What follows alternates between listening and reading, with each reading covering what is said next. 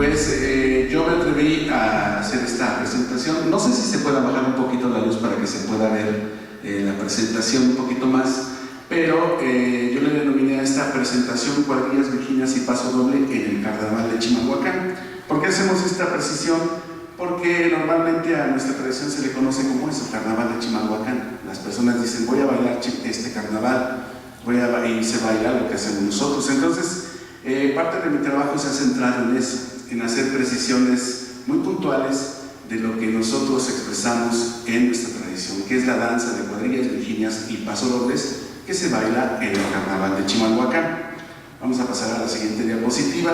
En esta diapositiva que tenemos ahí, espero que se pueda apreciar, está el pueblo de San Agustín Atlapulco en la década de 1930. Era un pueblo pequeño, con ciertamente pobladores alrededor de 100 personas, 200 personas que vivían en aquella época, y que esta es la zona en donde se gesta esta tradición dancística.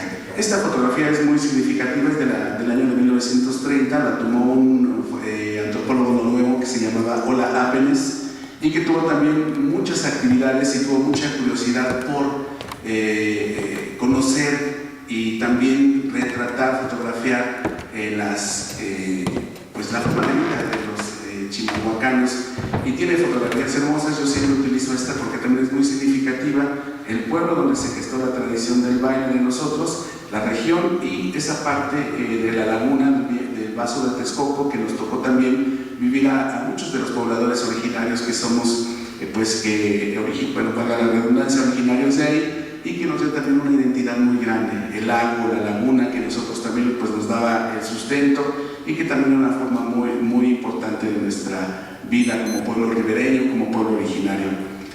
Vamos a pasar a la segunda diapositiva. Digamos, es uno de los primeros mapas, que es el mapa de las relaciones geográficas de Chimalhuacán del siglo XVI, del corregidor Cristóbal de Salazar. En esta región se los quiero mostrar porque también forma parte de cómo nuestro municipio estaba rodeado por el agua antiguamente, y los pueblos originarios en donde se gesta esta tradición, principalmente San Agustín Atlapulco, San Sebastián Chimalpa y la Magdalena Tlipa.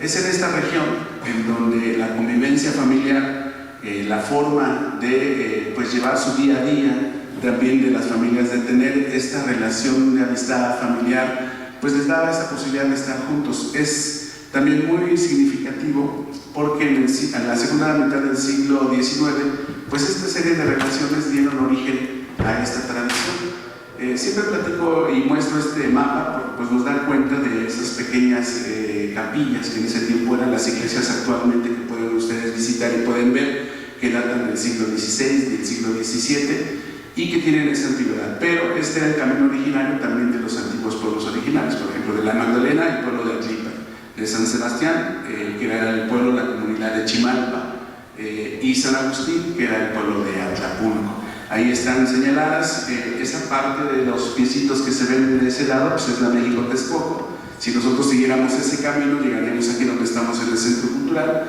Y esa pequeña curva, o al centro, también está el cerro de Chimalhuachi, que es el cerro de Chimalhuacán. Está esa parte, digamos, al sur del cerro de Chimalhuacán, donde están estas comunidades, estos pueblos que le dieron origen precisamente a esta tradición. ¿Por qué le dan origen a estas comunidades? Porque, les repito, ¿no?, era una convivencia familiar. Lo que bailaban en esa época las familias, eran cuadrillas, ¿sí? Vamos a pasar a la siguiente. En esta parte que les decía de hacer la precisión acerca de lo que es el concepto del carnaval y el de danza de cuadrillas, virginias y pasodobles, es muy importante para poder entender dancísticamente lo que hacemos, las coreografías que nosotros tenemos y presentamos en nuestra comunidad. Se dice que también las cuadrillas llegan a nuestro país en 1930. Las trae a México un personaje que se llamaba Juan Gamboa, y que las empieza a introducir a México, principalmente en la Ciudad de México, y obviamente fueron permeando en gran parte del país. En el norte también existen las cuadrillas, en el centro del país, aquí en esta región, y hasta el sur de México, en la península de Yucatán, encontramos también variaciones de cuadrillas que se bailan y que fueron introducidas en esa década de 1830 y pues fueron un revuelo muy importante de la sociedad de México de la primera mitad del siglo XIX, y se afianzaba esta tradición de fiesta y baile en la primera mitad del siglo XIX, y obviamente pues se replica en el carnaval, en las fiestas de carnaval, estas danzas de cuadrillas principalmente, y el lancero desde luego también, porque son dos formas coreográficas distintas, pues son los que se practican y que se van permeando en la primera mitad del siglo XIX en todo nuestro país. Se gesta esta tradición del carnaval en San Agustín por esta situación que comentaba hace rato la maestra que nos precedió. Los que fundan las comunidades en San Agustín pues son familias españoles allá en San Agustín, y también traen esa parte también de hacer estos festejos. Y les comento esto de la llegada de las cuadrillas en la primera mitad del siglo XIX porque pues ya hay una tradición de baile y de festejo tanto en las casas, tanto en las familias, como en los tiempos o en la temporada de carnaval. Hay una versión que también tenemos que hacer mucha esta precisión. Se dice que Maximiliano y Carlota trajeron el carnaval a Chimalhuacán. Eso también es una de las cuestiones que me he dedicado también a entender que no es así, porque la tradición del carnaval en México tiene un origen mucho más antiguo. El carnaval lo traen los españoles, las fiestas de carnaval los traen los españoles. Cuando Maximiliano y Carlota llegan a nuestro país, pues ya hay una gran tradición carnavalera en México. De hecho en la etapa colonial, pues existió también este estilo y afloja de permitir o no permitir el carnaval, porque crecía muchísimo, la gente participaba muchísimo en los carnavales, siglo XVII, siglo XVIII, y en el XIX no fue la excepción. Cada etapa de la historia del carnaval en nuestro país tiene unas características muy importantes. Entonces, mencionar que Maximiliano y Carlota traen las fiestas de carnaval pues es impreciso, no es así, porque ya existía una tradición. De hecho, cuando ellos llegan a México, Maximiliano se asombra, ¿no?, de la fastuosidad con la que los habitantes de la Ciudad de México festejaban las fiestas de carnaval, incluso también sus reuniones. De hecho, a él le hicieron varias. La primera que se menciona en los textos es la fiesta de su cumpleaños, en donde hacen una especie de baile de salón al estilo de los carnavales que se hacían en esa época, y él se queda maravillado por la fastuosidad, el lujo, la música. Obviamente se bailaban cuadrillas, pasodobles, chostís, contradanzas, el lancero en sí, que le gustaba también mucho bailar, pero ya había una tradición. Obviamente ya para esos años que él llegó, alrededor de 1862, pues ya la tradición del carnaval ya estaba muy arraigada en las comunidades de nuestro país, tanto en la Ciudad de México como en la zona lacustre, los pueblos ribereños que existían, pues desde lo que es Texcoco, Chimalhuacán, Iztapalapa, Iztacalco, hasta Tláhuac. Había una tradición carnavalera muy grande. También por eso los carnavales en esa región del ahora Valle de México también son muy importantes, porque también datan de esas fechas, del siglo XIX, incluso un poquito más atrás. ¿Quiénes fueron los responsables de hacer que naciera esta tradición? La tradición oral reconoce allá en nuestras comunidades a tres personajes o a tres entes, les podemos llamar así. Uno es la Orquesta de los Hermanos Fragoso, que era una familia de músicos que radicaba en San Sebastián Chimalpa y que eran los que se encargaban de interpretar la música para las fiestas de las comunidades, ya sea en las fiestas patronales, en las bodas, en los bautizos. Ellos eran los encargados de realizar pues la música y de interpretarla. Era una familia de músicos que tenían su sede o que radicaban o eran originarios de San Sebastián Chimalpa. Don Carlos Cornejo Tirado, que nace en 1869, descendiente, también de personas de ahí de mi pueblo. Este señor era de San Agustín Atlacurco, y también un personaje que la tradición oral de la región ha tomado relevancia, que es doña Isabel Carbonell, porque tenía ascendencia francesa, su papá era francés y también tenía esa tradición. Muchas personas le dicen que ella es la creadora de la tradición o de la música, también, lo cual es impreciso, porque ya la tradición musical viene de mucho más atrás. El mismo tema que bailamos en el carnaval de los lanceros, pues ya se venía tocando desde muchas décadas atrás, y ella, por su educación que tenía, pues participó, tomó su formación académica en el Liceo Francés, primaria y secundaria, como ahora lo conocemos, y la educación que tenía musicalmente hablando tenía que ver con la música que se interpretaba. Ella radica un tiempo en la Ciudad de México, se viene a vivir a la Magdalena y se trae su piano para que le regala a su papá, y ella toca el lancero y practica esa música. Y allá en su comunidad, pues la gente también, antes de que ya llegara, ya se bailaban las cuadrillas. Entonces, parte de la tradición oral que uno va interpretando, y cada comunidad tiene sus personajes. Desde luego que mis vecinos de la Magdalena Tlipac defienden mucho esa versión. Obviamente cada quien tiene sus personajes importantes, como nosotros, el señor Carlos Cornejo Tirado, que formó parte de la orquesta de los hermanos Fragoso, que ellos eran los encargados de hacer arreglos y de tocar la música. Hay una anécdota muy padre de don Carlos Cornejo Tirado con la orquesta de los hermanos Fragoso, porque esta orquesta fue a tocar al castillo de Chapultepec en la época del Porfiriato, llevando la música.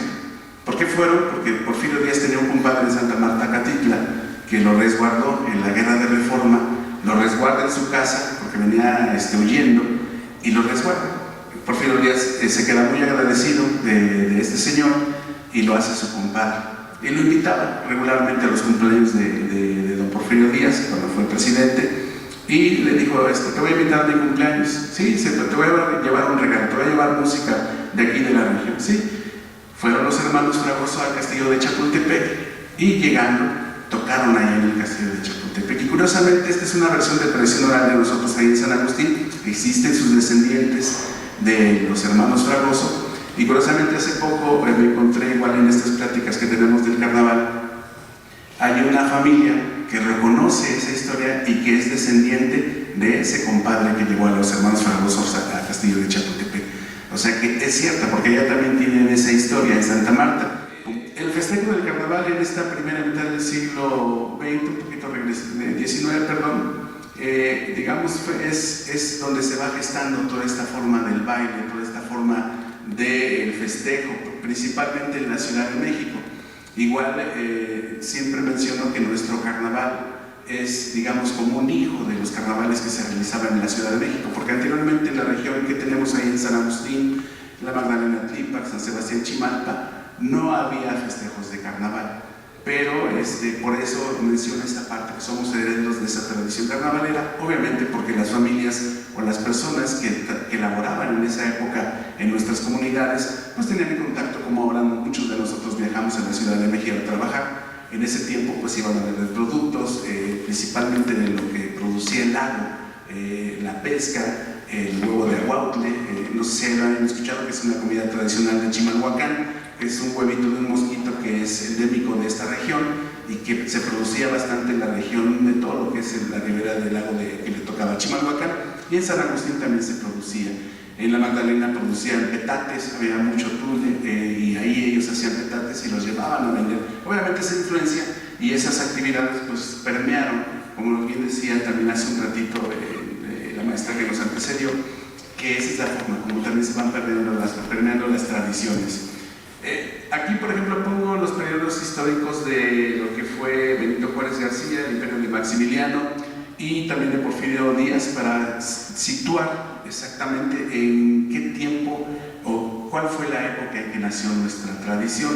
Y que también es importante resaltar la afición tan grande que tenía Benito Juárez al bailar cuadrillas. Era muy bailarín don Benito Juárez, y algo que le gustaba bailar eran las cuadrillas, ¿no? Entonces también lo pongo como ejemplo para dar otro argumento de que pues, las cuadrillas en nuestro país ya existían. Cuando llega Maximiliano, el imperio, que es de 1864 al 67, pues fue muy poquito tiempo para que él hubiera tenido esa oportunidad de dejar permeada su tradición de baile, o algunas políticamente pues generó muchísimas cosas también, pero realmente en la danza hacemos ese paréntesis de que pues no fue el encargado de traer esta tradición. Porfirio Díaz Mori tiene un primer periodo de 1877 a 1888, y posteriormente al 80, y del 84 a 1911, ese gran periodo en donde las tradiciones de nuestro país también toman una forma muy distinta, incluido el carnaval. Hace rato también mencionaron que en esa época también se prohibió el carnaval en la Ciudad de México. ¿Por qué? Porque había mucha actividad de la gente que no pertenecía al estatus social del centro de la Ciudad de México, a la clase alta, por llamarlo de alguna manera, y ya no les gustaba que la gente de los pueblos aledaños a la ciudad llegara a los carnavales. Por eso también, y obviamente también había muchos excesos, y los prohibieron. Curiosamente, esas fechas en donde se prohíbe el carnaval es los años en donde nuestra tradición tiene origen, ¿sí? El nacimiento y desarrollo del carnaval de Chimalhuacán se data por tradición oral allá en San Agustín entre los años de 1886 y 1900. Curiosamente, en el año de 1886-87 el carnaval de la Ciudad de México se prohíbe en su totalidad, no se deja realizar. ¿Qué hacen las personas? Pues se repliegan a toda la zona oriente de lo que fue lo que ahora es el Valle de México, o la ribera del Valle de México en ese entonces, desde Tláhuac. Otra vez hacemos este recuento tan importante: Tláhuac, Iztapalapa, Iztacalco, ahora La Paz, municipio de los Reyes La Paz, Chimalhuacán, Texcoco y San Juan de Aragón y hasta Tlaxcala. Si ustedes checan esa franja, en toda esa franja hay baile o danza de cuadrillas, en sus diferentes formas, en sus diferentes prácticas, con coreografías muy similares que se han modificado por la iniciativa de los pobladores de cada comunidad. Es de esa manera como también se explica también la tradición carnavalesca de este lado. Del lado poniente del Valle de México no es tanto, porque esa era la zona que pues era dominada, que era también propiedad pues de las personas que tenían una posibilidad económica mucho más alta. En los personajes, pues aquí yo pongo esta imagen porque hay una foto que se llama Los personajes. Estamos en, creo que es un antes.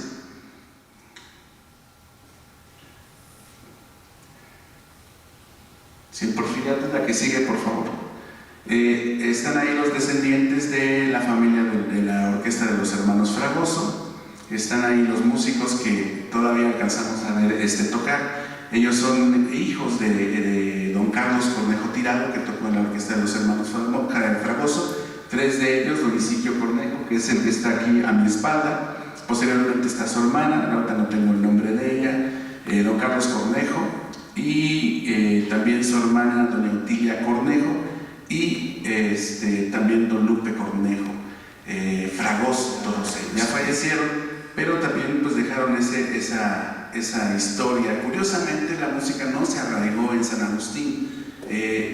Conforme fue pasando la historia o los años, los músicos hicieron escuela en San Pedro y en la cabecera municipal de Chimalhuacán principalmente, y pues ahí se dio la gran explosión o nacimiento de creadores de la música, que ahorita se los vamos a mencionar. Para ver un poquito el vestuario de lo que nosotros usamos, está la famosa máscara del carnaval de Chimalhuacán. Igual muchas personas dicen que hace referencia a Maximiliano, también, lo cual no es correcto, porque pues les decía, a Maximiliano lo conocieron muy poco las personas, digamos, de las comunidades. No era tan común pues que los gobernantes llegaran a las comunidades. Había un 95% de analfabetismo en esa época, incluso más. El esfuerzo que se hizo para conocer a Maximiliano fue realizar fotografías y repartirlas en las comunidades. Fue ese el esfuerzo que hizo para que se conociera a Maximiliano. Por ese motivo, yo siempre manifiesto que no fue así, que la máscara haga referencia a Maximiliano de Habsburgo.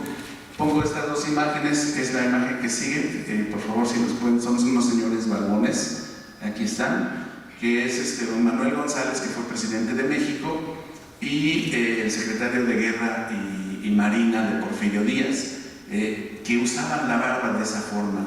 No es tanto la referencia a Maximiliano, sino la máscara hace la referencia a la forma de vestir y de usar la barba de los señores de aquella época. Si ustedes buscan imágenes de personajes de esa época, la gran mayoría usaba así la barba. Obviamente la máscara también ya tenía una presencia muy importante en los carnavales en la Ciudad de México, pero eran de cartón y de madera, y también hacían referencia primero a las personas de origen español y desde luego también nuestra máscara hace referencia a los personajes o a las personas que habitaban en nuestra región, que eran hacendados y usaban así la barba. Aquí ponemos el ejemplo de don Bernardo Reyes y de don Manuel González, que fueron parte importante del gobierno de Porfirio Díaz. Manuel González antes fue un presidente que precedió a Porfirio Díaz, era su compadre, pero bueno, manejaban ese estilo de vestir y de usar la barba, y que le dio origen también a nuestra máscara.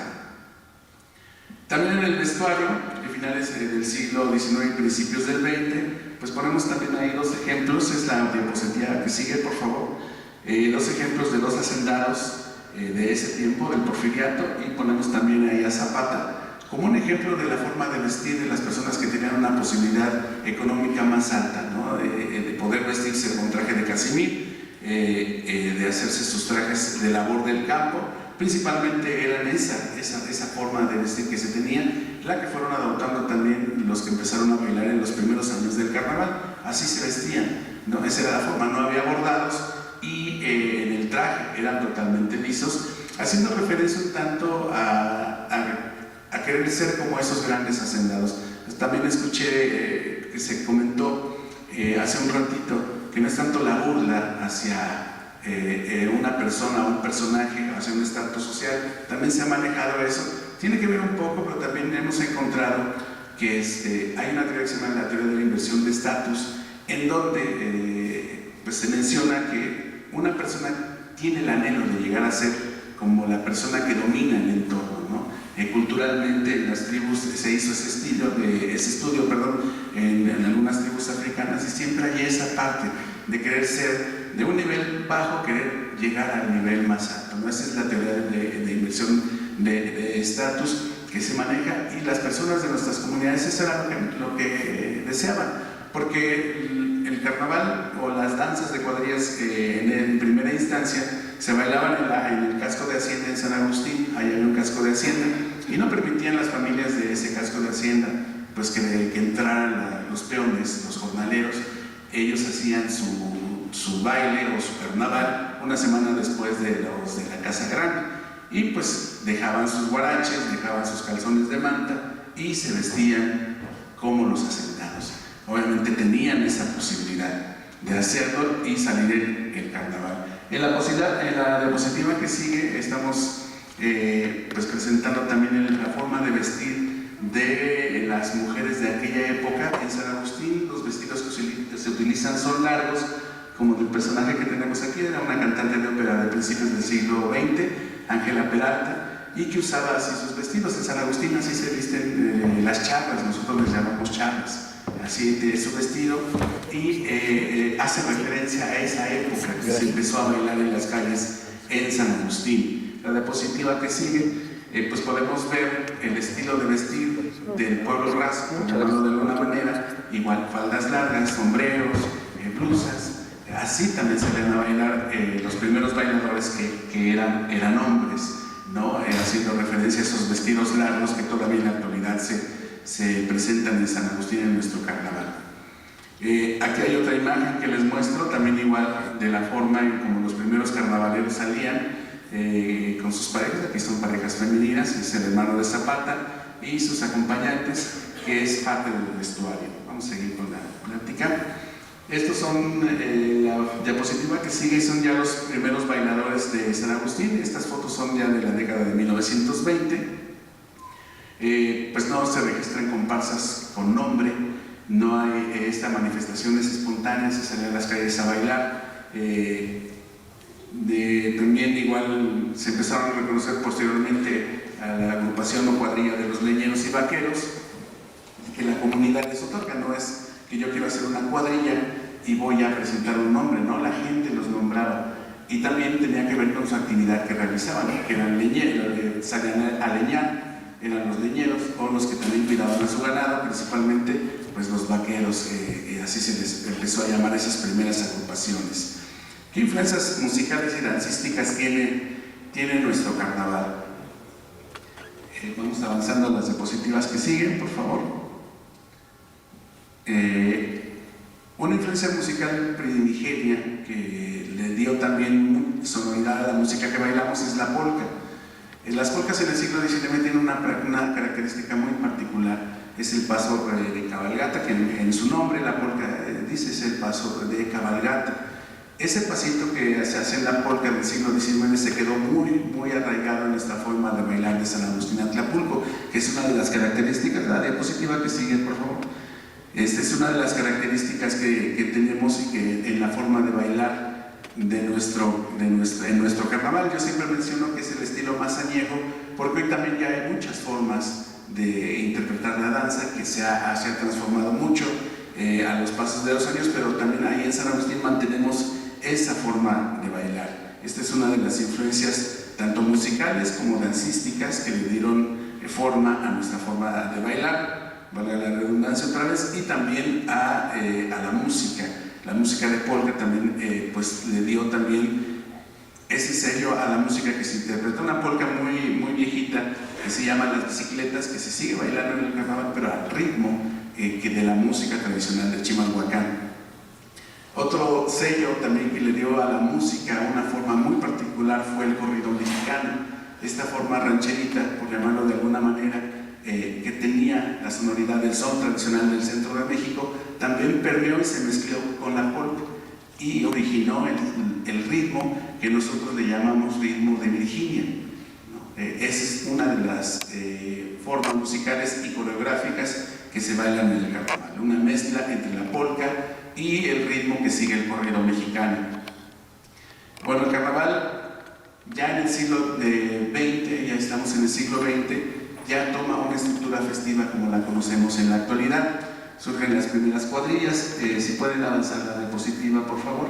Esta fotografía es de 1923, es la más viejita que yo tengo, porque hay más viejitas, hay de fotografías más antiguas en San Agustín que no me quieren prestar, pero son muy bellas. Hay una de 1920, pero estos fueron los primeros bailadores. Todos los que están de pie son hombres y los que están sentados también. Esas pues es la forma. Si se dan cuenta, tienen cubierto el rostro. En estas primeras 3 décadas surgen las primeras cuadrillas. Se les da el nombre también ya, pues se les conoce como los ricos o los vaqueros. Surgen las primeras composiciones musicales propias de Chimalhuacán, con compositores y arreglistas, como les decía, Pedro Escalona, don Antonio Castillo el Carraco y Antonio Castillo el Coyote, que fueron los músicos que crearon la música, mucha de la música que bailamos en la actualidad. Ellos fueron los creadores ya con sus arreglos, incluso temas propios. Aparecen las primeras parejas femeninas en estas primeras 3 décadas, ya los hombres dejan de bailar y se formaliza la coreografía, como les decía, de las Virginias, con esta mezcla de la polka y del ritmo del corrido mexicano o del son tradicional del centro de México. Influencias musicales también que nos dejaron. La que sigue, por favor, la diapositiva que sigue. Entre los 30 y los 40 fue la música ranchera, ¿sí? Esta forma también de interpretar la música pues le dio mucho sentido a lo que nosotros hacemos.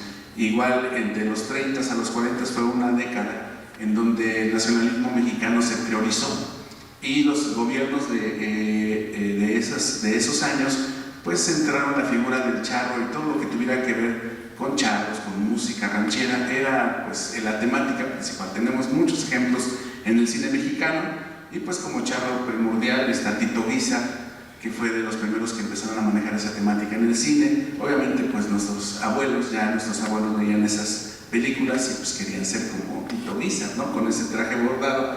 Aquí encontré esta imagen también muy padre, que fue de los primeros trajes que aparecieron en la pantalla grande, bordados, a Jorge Negrete obviamente y a Lucha Reyes, que cantaban temas que pues también se adaptaron a la música para bailar en nuestro carnaval, ¿no? Pero la música ranchera le dio también otro toque. Otra influencia musical muy importante que también le dio pues un sello muy especial y que completó lo que sería la coreografía o música para bailar cuadrillas, la coreografía y música para bailar Virginia, y también otra que fue el paso doble. Bailamos esos 3 ritmos principalmente en nuestro carnaval: cuadrillas, Virginias y paso doble. El paso doble surge en los 40 como una, yo le llamo siempre como la cereza del pastel, porque completa toda esta forma que nosotros tenemos de realizar nuestro carnaval. cada uno de estos ritmos o de estas formas musicales irancísticas tienen su estilo y su forma de bailar, ¿no? Muy particular. Y pues en la década de los 40, como les decía, pues ya es un carnaval ya establecido, se da también, para estos años ya nuestro carnaval en San Agustín tenía alrededor de 60 años de que se realizaba, pero también se traslada ahora a la cabecera municipal con dos comparsas muy importantes, ahí está la diapositiva, que son las Calaveras en 1947 y los Gavilanes en 1950. Ya hay 4 comparsas o 4 cuadrillas, como se les llamaba antiguamente, en el carnaval de Chimalhuacán, que empezaron a tener también mucha presencia, y ya el carnaval estaba muy presente en el carnaval. Nace después el carnaval en la cabecera porque había una restricción religiosa muy fuerte en la cabecera, cosa que en San Agustín no pasaba. Ahí también he encontrado unos datos muy importantes, lo hemos platicado también en otras oportunidades. En la conformación de nuestra comunidad en San Agustín de Tlapútlico es la mitad católica y la mitad metodista o protestante. La mayoría de las personas que originaron o que dieron origen a nuestro baile eran de la religión protestante, no tenían tanto ese rigor de la religión para realizar o no algunas actividades. En la cabecera municipal sí, los padres que estaban en la parroquia de Santo Domingo sí tenían mucha influencia en las personas. Incluso cuando empiezan a bailar las señoritas en aquella época, pues las regañaban. Incluso hay unas señoras que dicen las barrilito, licenciada, platican, todavía viven esas señoras que hasta las pellizcaban, ¿no? Los padres, porque las regañaban porque salían a bailar. No era bien visto. Y en San Agustín pues no pasó eso, por esa, digamos, libertad que había. No había también un párroco establecido también en la iglesia de San Agustín. Y bueno, en esta década de 1940 sucede todo esto y el carnaval empieza a crecer.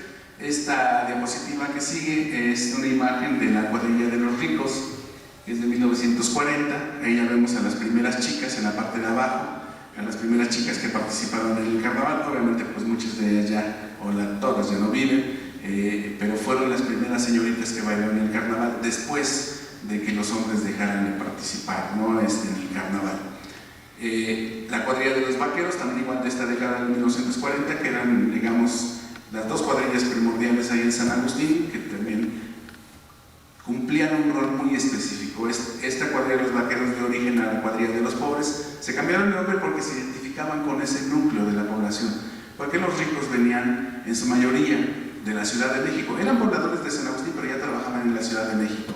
Con este cambio también que hubo del México rural al urbano, pues ya tenían actividades más fijas en la Ciudad de México. Ya eran contadores, el oficio que teníamos ahí en San Agustín de los bañeros, que son las personas que atienden en los baños públicos. En aquella época era un oficio muy socorrido en nuestra comunidad, y pues trabajaban en la Ciudad de México. Los vaqueros no, los vaqueros después, los pobres, ahora actualmente los pobres, pues radicaban en San Agustín.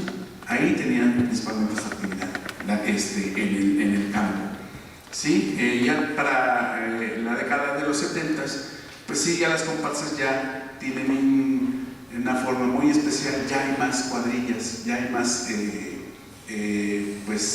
participantes de los otros pueblos de Chimalhuacán, y ya se conoce ya los tres ritmos que les dije: cuadrillas, virginias y paso doble. Y ya el carnaval tiene una forma ya más establecida. Y bueno, pues la década de los 80 se empieza a crecer el carnaval. De esas cuadrillas primigenias, en ese tiempo todavía como 8 cuadrillas, empiezan a surgir otras cuadrillas, y el carnaval empieza a crecer hasta lo que es nuestros días, ¿no? A partir del año 2000, que son los años que ya estamos, aparece el apoyo institucional por parte de autoridades municipales. Se da un crecimiento sin precedentes en el carnaval, se da un boom. Comienza una reinterpretación del atuendo de charros y charras, con las máscaras y los trajes, y en la música también comienzan a aparecer arreglos y composiciones distintas al son tradicional de la música para bailar en el carnaval. Y pues también empieza a ver, si pueden seguir ya las diapositivas que siguen, ya para concluir mi intervención y conocer un poquito de cómo es el carnaval de nuestra comunidad actualmente, que seguimos manteniendo mucho de los códigos o vestimentas Si puede pasar a la siguiente diapositiva, por favor, de cómo se visten. Esta imagen es de una celebración que se hizo en el 2002. En ese tiempo solo habían 5 cuadrillas en San Agustín, o comparsas, hoy ya son 9, y se sigue creciendo el carnaval, y justamente pues es lo que nos trae aquí también para platicar con ustedes acerca de todos estos cambios y principalmente del origen, que es lo que hacemos en San Agustín. ¿Sí puede pasar la que sigue, por favor? Ya para concluir, ese es del 2020, de mi cuadrilla de los ganceros. La que sigue, por favor. El atuendo de las charras, como se visten, allá utilizan el vestido largo, como se le llaman, de quinceañera. Yo le llamo ese vestido, al estilo del siglo XIX. Se tapan el rostro con una pañoleta, haciendo referencia a los primeros bailadores varones. Seguimos manteniendo esa tradición, las chicas se ponen una mascada o un velo blanco. Y por mi parte sería todo para compartir en esta breve plática muy sustanciosa de lo que es el origen y por qué bailamos y de dónde viene nuestra danza de cuadrillas virginias. Sí, pasó.